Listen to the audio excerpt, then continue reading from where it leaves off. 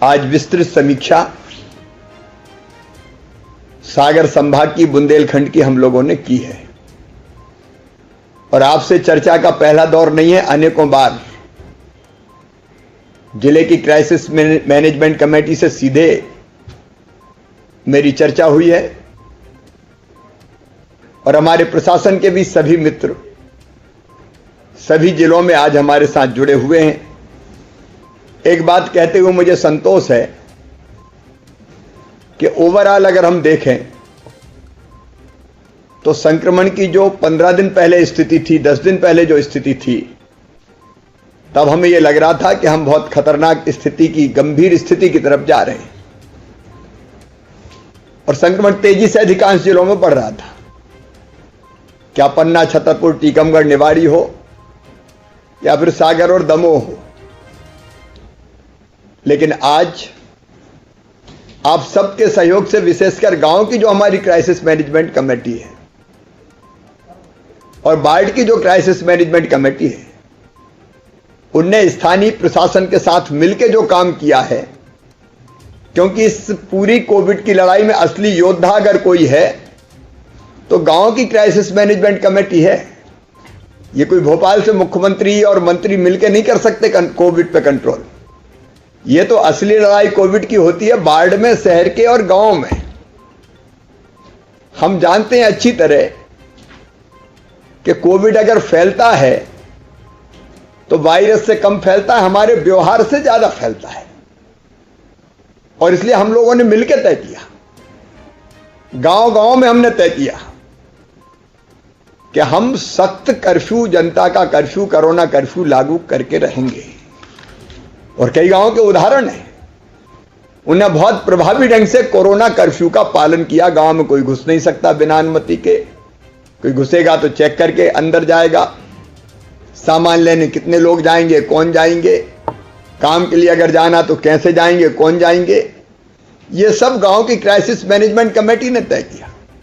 और इसलिए कई गांव हमारे ऐसे हैं जो संक्रमण के भयानक दौर में भी संक्रमित नहीं हुए, पूरे गांव को उन्होंने बचा लिया। और आगे भी जो हमने लक्ष्य रखा है मध्य प्रदेश के लिए, अपने सागर संभाग के लिए, वो लक्ष्य यही है कि 31 मई तक किसी भी कीमत पर हमको अपने बुंदेलखंड को कोरोना फ्री करना है। 31 मई हमारी टारगेट डेट है। मेरा गांव कोरोना मुक्त गांव, मेरा वार्ड कोरोना मुक्त वार्ड, मेरा शहर कोरोना मुक्त शहर, मेरा ब्लॉक कोरोना मुक्त ब्लॉक और मेरा जिला कोरोना मुक्त जिला। यह हमारा लक्ष्य है और हमने तय किया तो देखो कितना कम कर दिया हमने संक्रमण। इसलिए अब भी तय कर लिया तो मैं निश्चित तौर पर पूरे विश्वास से यह कहता हूं, हम पूरे तरह से कोरोना से मुक्त अपने बुंदेलखंड को कर देंगे, अपने जिले को कर देंगे। और इसलिए मेरा निवेदन है, नंबर 1, सख्ती अभी जारी रहेगी। कोई दया माया मत करना भैया। ये मत सोच लेना कि नहीं अब कम हो गया तो शादी ब्याह भी हो जाने दो, आने दो, जाने दो। ये कोरोना बहरूपिया वायरस है, जरा भी जगह मिली तो घुस जाएगा वो फिर, और एक बार बढ़ना शुरू किया तो फिर कोई सीमा नहीं है बढ़ने की। इसलिए हमारा लक्ष्य है, नियंत्रण हमने किया है पूरी तरह से कोरोना संक्रमण को समाप्त करना। इसलिए 31 तारीख तक दिल पे पत्थर रख लेना, कोई गुस्सा हो तो बाद में मना लेना, उससे माफी मांग लेना, लेकिन हम सख्ती जारी रखेंगे। और हमें और ज्यादा जरूरत इसलिए कि यूपी हमारे आसपास लगा हुआ है, इसलिए सीमा तो सील रहेगी ही। अब उसके बाद दूसरी चीज जो मैं कह रहा हूं, टेस्टिंग की। आप ये मत मानना कि अब टेस्ट करवाने की क्या जरूरत है, आ ही नहीं रहे केस। टेस्ट हमको लगातार कई महीनों तक करवाते रहना है। मैं सारे जिला कलेक्टर्स को भी कह रहा हूं, टेस्टिंग का टारगेट नहीं है, जितनी करना है जरूरी उतनी करो। ये टारगेट तो मिनिमम है कि इतने टेस्ट आपको करना ही है। आप सबसे गांव गांव में मैं निवेदन करना चाहता हूं कि अकेला टेस्ट अपने पास साधन है जिससे हम पता कर सकते हैं कि हमारे यहां संक्रमण तो नहीं है। टेस्ट नहीं हुआ तो पता ही नहीं चलेगा, और एक आध ही अगर हो गया तो वो 1 करेगा 10 को, 10 करेगा 100 को, 100 करेंगे 1000 को, फिर जैसे कि तैसा हो जाएगा। इसलिए टेस्ट करवाते रहना है। मैं भी अपना टेस्ट हर महीने, हर हफ्ते करवा रहा हूं। नहीं है मुझ में कोई लक्षण, लेकिन मैं कहता हूं कर लो, क्योंकि दिन रात में घूमता हूं, हो सकता है कहीं से कोई वायरस आ जाए।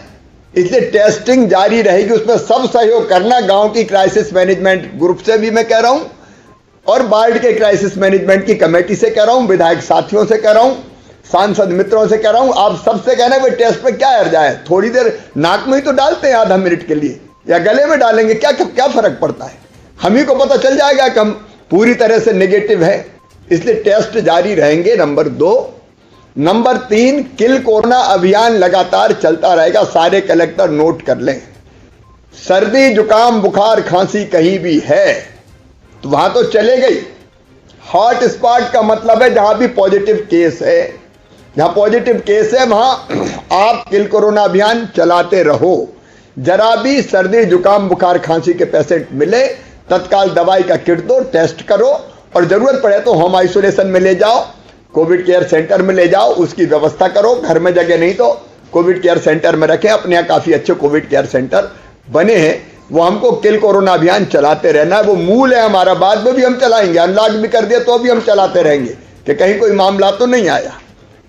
चौथी चीज है, सारे कलेक्टर्स के लिए, मेरे जनप्रतिनिधि मित्रों के लिए, मंत्री साथियों के लिए, कि हम तीसरे लहर की तैयारी करें। अब मैं तीसरे लहर के बारे में गांव में बताना चाहता हूं, कोई घबराने की जरूरत नहीं है। ये लहर फेर कुछ नहीं है, मैं मेरे अनुभव से बता रहा हूं। लहर क्या है?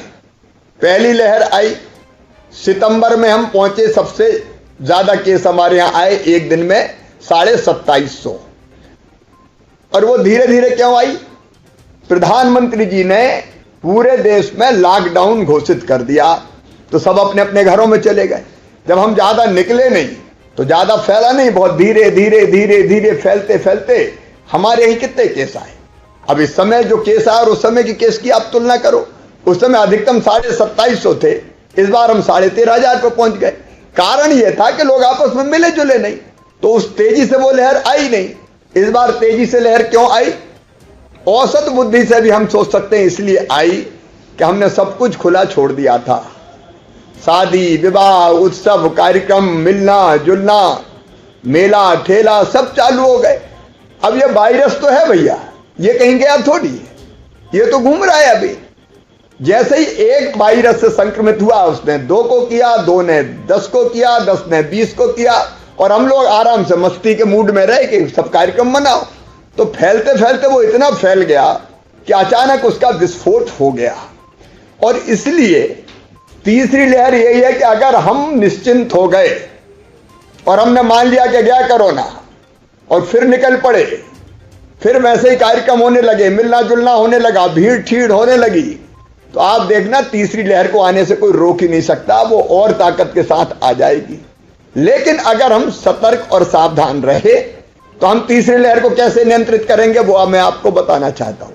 हम धीरे धीरे 31 मई के बाद खोलना शुरू करेंगे, एक साथ नहीं खोलेंगे। और खोलने के साथ साथ हम रोज टेस्ट करेंगे। टेस्ट करने में हमको जैसे ही पता चला कि यहां पॉजिटिव आए, हम तत्काल उनको घर में कर देंगे या कोविड केयर सेंटर में ले जाएंगे। उस गांव में, उस इलाके में हम उतने क्षेत्र को माइक्रो कंटेनमेंट का मतलब यह है कि अलग थलग कर देंगे। 2 घर है, 4 घर है, हम उनको घेर देंगे भैया, और उनको समझा के कि भैया 2-4 घर वाले हैं तो यहीं रहे वो कोरोना, आपके जो पेशेंट है उसको हम ले जाए कोविड केयर सेंटर में, और आप सुरक्षित रहो घर पे। वहीं के वहीं हम रोक देंगे उसको। वार्ड में भी हम यही करेंगे। वार्ड में 4 घर हमको दिखे कि ये तो 4 घर अपन घेर देंगे, और उसके साथ करेंगे हम कॉन्ट्रैक्ट ट्रेसिंग का मतलब अगर एक पॉजिटिव निकला तो वो कौन कौन से मिला उन सबके टेस्ट कर लेंगे।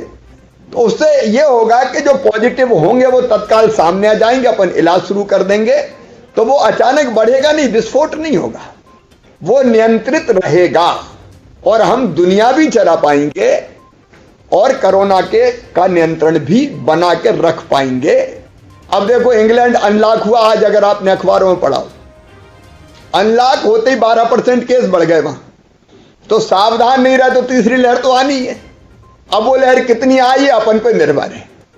तो हमें अपना व्यवहार संयत रखना पड़ेगा, धीरे धीरे खोलना पड़ेगा, टेस्टिंग करते रहना पड़ेगा, कंटेनमेंट एरिया बनाने पड़ेंगे, वहां लोगों को रोकना पड़ेगा। और कोविड केयर सेंटर कोई नहीं मिटाएगा। जो विधायक साथियों ने भी चालू करे वो भी भैया चलाते रहना। अभी ये 1 आध साल तक बने रहेंगे, अस्थायी बने, उनको भी परमानेंट बरसात के लायक कोई व्यवस्थाएं करनी है तो कर लो। जो सरकारी बने वो भी चलेंगे, कोई नहीं मिटेगा। क्योंकि ऐसे केस अगर आए तो तत्काल अपन कोविड केयर सेंटर में ले जाएंगे, चाय नाश्ता भोजन दवाई सबका इंतजाम करेंगे। थोड़े थोड़े केस आएंगे, ठीक करके अपन घर भेज देंगे। और इसलिए कोविड केयर सेंटर जारी रहेंगे। जितने भी अस्पतालों में जो वर्तमान व्यवस्था है वो सरकारी और गैर सरकारी, राम राजा की बात आई, हम अलग से बात कर लेंगे। एक बना बनाया हमको एक स्थान मिला है, हम फैसिलिटी जारी रखेंगे। तो सरकारी अस्पतालों की सब सुन लें, जितनी सुविधाएं वो जारी रहेगी। नंबर 1, प्राइवेट फैसिलिटी जारी रहेगी, कोविड केयर सेंटर खुले रहेंगे। और उसके साथ साथ हम अगर ज्यादा केस आए तो तीसरी लहर की तैयारी के लिए जिला अस्पताल, यहाँ के बुंदेलखंड मेडिकल कॉलेज, फिर जिला अस्पताल, फिर जिला अस्पताल के साथ साथ सामुदायिक स्वास्थ्य केंद्र, सिविल अस्पताल, और उसके साथ साथ कोविड केयर सेंटर, ये आपके प्राथमिक स्वास्थ्य केंद्र, इन सब में तैयारी जारी रखेंगे। आप योजना आपने सबने बनाई है, बिस्तर बढ़ाने की, आईसीयू बेड कितने बढ़ाएंगे, ऑक्सीजन बेड कितने बढ़ाएंगे, उसकी व्यवस्था आप जारी रखें। भोपाल से जो सहयोग चाहिए राज्य स्तर का, वो सहयोग पूरा आपको देंगे, विशेषकर बच्चों का वार्ड बनाने के लिए उसकी व्यवस्था भी हम लोग कर रहे हैं, तो वो भी जारी रखेंगे। एक बात मैं और इसके साथ कहना चाहता हूं कि पोस्ट कोविड केयर भी होनी चाहिए। इसका मतलब जैसा एक जिले ने बताया कि जो पेशेंट घर चले गए उनको हम ये ना मान लें कि अब तो ये ठीक हो गए, हमें कुछ नहीं करना। फोन करके उनका फीडबैक लेते रहें कि उनको कोई दिक्कत तो नहीं है, ब्लैक फंगस या हृदय संबंधी कोई कठिनाई जमता है कई बार, तो वो पता करते रहें। और जरूरत पड़े तो उनको तत्काल कोविड केयर सेंटर या जिला अस्पताल में ले आए, अब बिस्तर खाली है, और उनका इलाज हम शुरू कर दें। ये सारे जिले इस व्यवस्था को कर लेंगे। अब इसके बाद एक सावधानी है वैक्सीनेशन की। देखो, एक तो व्यवहार की सावधानी जो मैंने बताया, अनलॉक करने के बाद भी क्या करना है। दूसरा है वैक्सीनेशन। मित्रों, हम सबको अभियान चलाना पड़ेगा। मैं गांव की क्राइसिस मैनेजमेंट कमेटी से हाथ जोड़ के ये निवेदन कर रहा हूं कि आपकी ड्यूटी, आप गांव वालों को तैयार करें। देखो, प्रधानमंत्री जी ने वैक्सीन के दोनों डोज लगाए, मैं मुख्यमंत्री हूं, मैंने दोनों डोज लगाए। यहां जिम्मेदार बैठे, सारे केंद्रीय मंत्री जी बैठे, मंत्रीगण बैठे, दोनों डोज लगाए। कलेक्टर्स ने लगाए होंगे, कमिश्नर ने लगाए होंगे। अब आप बताओ, कोई पागल थोड़ी हम लोग के दोनों डोज लगा लेंगे नुकसान कर दे। पूरी दुनिया वैक्सीन लगा रही है। एक आध घटना कोई ऐसी हो गई कि जिसके कारण कोई लोगों को मौका मिल गया गलतफहमी करने का, पैदा करने का, उससे नहीं डरना है। और एक बात साफ बताना है कि इंजेक्शन लगने के बाद कई लोगों को, मतलब वैक्सीन लगने के बाद कई लोगों को हल्का बुखार आता है। तो ये बता के रखना, नहीं तो एक को लगी उसे बुखार आ गया तो पता चला बाकी आधा गांव लगवा ही नहीं रहा, वहां तो बुखार आता है। तो ये हमको क्या क्या लक्षण होते हैं, एक जिले ने बहुत अच्छा तय किया कि हम पैम्फलेट बांट देंगे पहले से ही कि ये चीजें हो सकती है, लक्षण ये हो सकते हैं।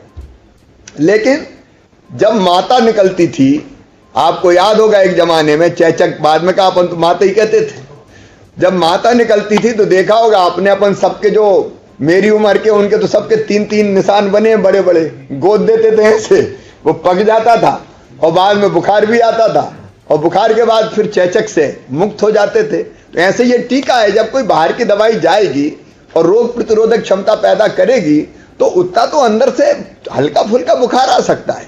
तो उसके वैक्सीनेशन के बारे में भी गलतफहमी दूर करना। और सब कलेक्टर नोट कर लें, 45 साल से ज्यादा के जो लोग हैं उनका लक्ष्य पूरा होना चाहिए। डोजेज जितने हैं उतना पूरा नहीं हो रहा है।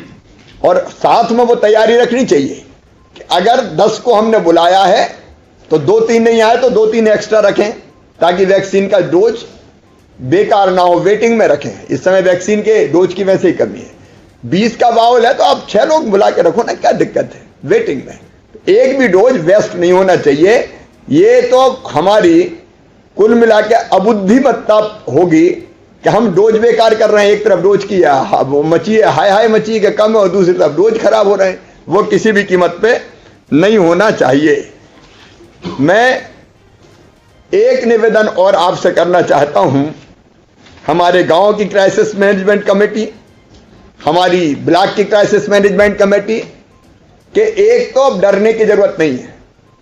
गांव में विश्वास पैदा करना है, विश्वास पैदा करना, डरने की जरूरत नहीं है। देखो एक बार मैं फिर कह रहा हूं, कोरोना अगर समय पे पहचान लिया, टेस्ट करवा लिया, सर्दी जुकाम बुखार है, खांसी है, टेस्ट हो गया, दवाई तुरंत लेना शुरू कर दी, तो कोरोना से कोई मर नहीं सकता।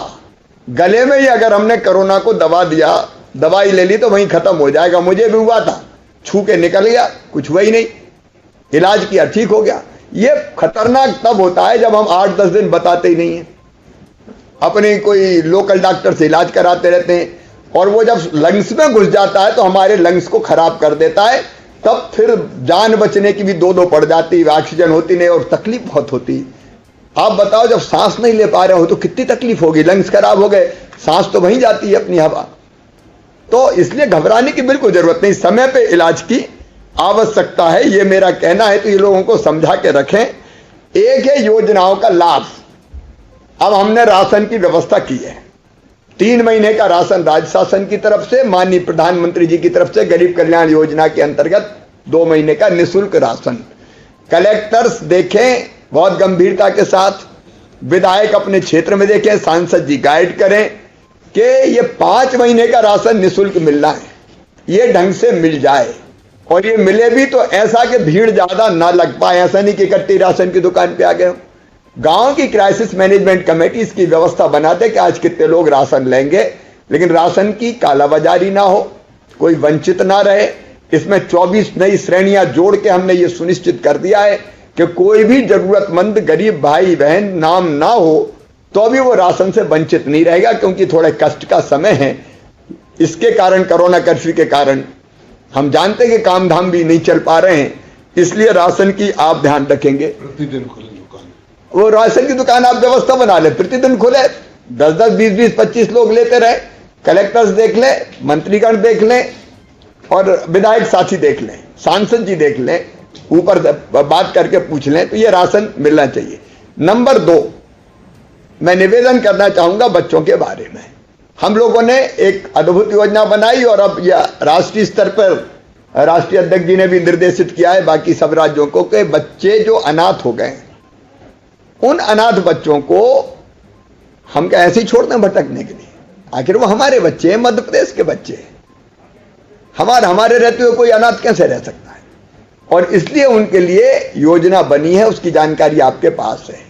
ऐसे बच्चे जिनने माता पिता या अभिभावक खो दिए हैं, माता पिता हो सकता पहले खो दिया हो, एक को पहले खोया हो, एक अब चले गए हो, खो दिए हो माताओं पिताओं अभिभावक, उनको 5,000 रुपया महीना पेंशन दी जाएगी, निःशुल्क शिक्षा की व्यवस्था की जाएगी, राशन निःशुल्क दिया जाएगा। तो उनकी सूची तैयार रहे, कलेक्टर्स वेरीफाई करा लें, विधायक साथी अपने देख लें, जो क्राइटेरिया मैंने बताया है। तो उनको मैं 30 नवंबर से इस योजना को प्रारंभ करना चाहता हूं। तो तब तक जितना कंप्लीट हो जाए, वेरीफाई हो जाए, कलेक्टर्स उतनी तैयारी करके रखें, तो उतने बच्चों के खाते में तो पेंशन पहुंचना शुरू हो जाएगी। बाकी कोई और निकलेगा तो हम आगे उसको जोड़ लेंगे। और उसके साथ सभी कर्मचारियों के लिए, नियमित हो अनियमित हो, कलेक्टर रेट वाला हो, दैनिक वेतन भोगी हो, कोई भी हो, कॉन्ट्रैक्ट वाला हो, कोई भी हो, आंगनबाड़ी कार्यकर्ता, आशा कार्यकर्ता, कोई भी हो, अगर दुर्भाग्यपूर्ण मृत्यु हुई हो तो तत्काल अनुकंपा नियुक्ति दी जानी है। कलेक्टर्स इसको भी गंभीरता से लेंगे। परिवार में उसी पद पर अनुकंपा नियुक्ति देनी है और अनुग्रह की राशि देनी है, यह हमने व्यवस्था की है। कुछ परिवार ऐसे हैं जिनने अपनों को खोया, उनका कष्ट असीम है, हम और आप उसकी कल्पना कर सकते हैं। इसलिए कोविड के कारण कोई मृत्यु हुई है तो अनुग्रह राशि, सहायता राशि उनको देने का फैसला किया है। उसके भी नियम प्रक्रिया बन रहे हैं, तो उस पर भी हम लोगों की ये सारी चीजें हैं, कैसे हम अपने पीड़ित भाइयों और बहनों को सहयोग करें, ये हमारा फर्ज और कर्तव्य है। तो उसकी भी आप व्यवस्था आप एक बार अपने हाथ देख लीजिए। फिर दीनदयाल रसोई ने कुछ जगह बहुत अच्छा काम किया, अभी मुझे बताया प्रेजेंटेशन में। उस रसोई का काम लगातार जारी रहे। एक बात और मुझे लग रहा है, रोगी कल्याण समितियों को सशक्त करने का मौका आ गया है। ये रोगी कल्याण समिति स्थानीय स्तर पर हमारे प्रतिनिधि होते हैं, उसमें विधायक भी सम्मिलित हैं, आदरणीय सांसद जी को भी उसमें सम्मिलित हैं। तो इनको एक बार बैठक लेके इनको हम सशक्त कर दें तो छोटी मोटी जो समस्याएं हैं उनका समाधान रोगी कल्याण समिति के स्तर पर ही हो जाए। और अभी तो हमने मुक्त हस्त से लोगों ने दान दिया है, हम ये भी कर सकते हैं रोगी कल्याण समिति को दान दे दें। लोग उनके पास कुछ पैसे रहेंगे, फंड्स रहेंगे, तो उसका उपयोग तात्कालिक रूप से कुछ चीजों की व्यवस्था करने में हो सकेगा, तो उसको भी हम सशक्त बनाएं। बाकी किसानों के खाते में प्रधानमंत्री जी ने पैसे डाले, किसान सम्मान निधि के, अपन ने भी किसान कल्याण योजना के पैसे डाले, स्ट्रीट वेंडर के खाते में शहरी पैसे डाले जा चुके हैं, गांव के स्ट्रीट वेंडर के खाते में मैं अभी डालने वाला हूं। कल जो निर्माण श्रमिक है 11 लाख, उनके खाते में भी पैसे हम लोग डालने वाले, क्योंकि निर्माण की कई गतिविधियां बंद है। तो हमारी भरसक कोशिश ये है कि संकट के समय आर्थिक लाभ भी रोजमर्रा की जो बहुत जरूरी काम है वो पूरा करने के लिए कोई दिक्कत ना हो, वो हम करते रहें। वो कोशिश लगातार जारी रहेगी और मुझे पूरा विश्वास है कि हम सब मिलके कोरोना के संक्रमण को से अपने जिले को, अपने गांव को, अपने वार्ड को बचाएंगे। रणनीति यही है, इसके अलावा कोई रणनीति हो नहीं सकती। इलाज की हम व्यवस्था कर रहे हैं, लेकिन सबसे बड़ी 2 ही चीजें मैं फिर दोहरा के अपनी बात समाप्त करूंगा। एक, हमारा कोरोना को, संक्रमण को बढ़ने ना देने वाला व्यवहार, यह बहुत जरूरी है और वो हमको, हम में से हर एक को रटा रहना पड़ेगा कि ये करना, ये नहीं करना, तो हम बच जाएंगे। और अगर वो नहीं किया तो हम फिर फंस जाएंगे। हमको फंसना नहीं है, हमको बचना है। और इसलिए सबसे इंपॉर्टेंट हमारे लिए है गांव की क्राइसिस मैनेजमेंट कमेटी। वो ही अपने गांव को पूरी तरह से जागरूक करने का काम करे। वार्ड की क्राइसिस मैनेजमेंट कमेटी वो बहुत महत्वपूर्ण है। और इसलिए मैं आप सबसे फिर एक बार ये कहूंगा कि आप अपने गांव को बचाने की और संक्रमण मुक्त करने की, वैक्सीनेशन कराने की आप जवाबदारी लें। और जिले की क्राइसिस मैनेजमेंट कमेटी और ब्लॉक की नीचे तक अपनी देखरेख में ये सब करवाए।